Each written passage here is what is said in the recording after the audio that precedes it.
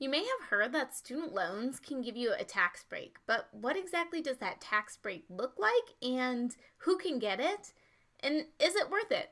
In today's video, we're going to talk about income requirements, student loan debt requirements, and what that deduction might be worth. Stay tuned. Your income is an important factor in determining if you can deduct student loan debt interest or not.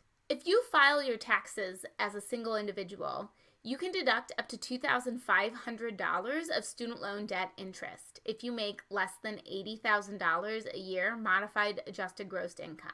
The deduction gets progressively phased out between $65,000 and $85,000. So that means if you're making income between there, you may not be able to deduct the full amount. If you're married filing jointly, you can deduct up to $2,500 of interest if you make a combined income of less than $165,000. Again, the deduction gets progressively phased out between $135,000 and $165,000. If your income falls in between that, you may not be able to deduct the full $2,500. So how much is this student loan deduction actually worth? First, let me start by saying this deduction is not something so lucrative that you should be hanging on to your student loan debt to get it. Remember, it doesn't save you $2,500, it just reduces your taxable income by up to $2,500. Best case scenario, you save just over $600. The student loan interest deduction is available for both federal and private student loans, as long as they were used for a student enrolled at least half-time in a program leading to a certificate, degree, or other recognized educational credential. You will get a 1098-E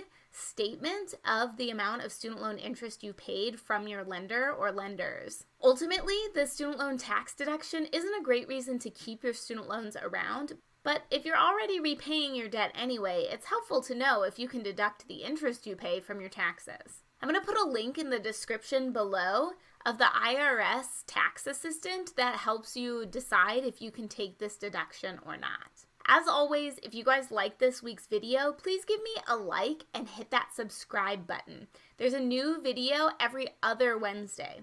Yep, you heard me right. That's a change. I'm working on the second edition of the book Repayable, which means I just haven't been able to put quite as much time as I want to into these videos.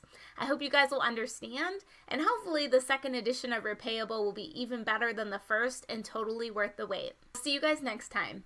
Bye!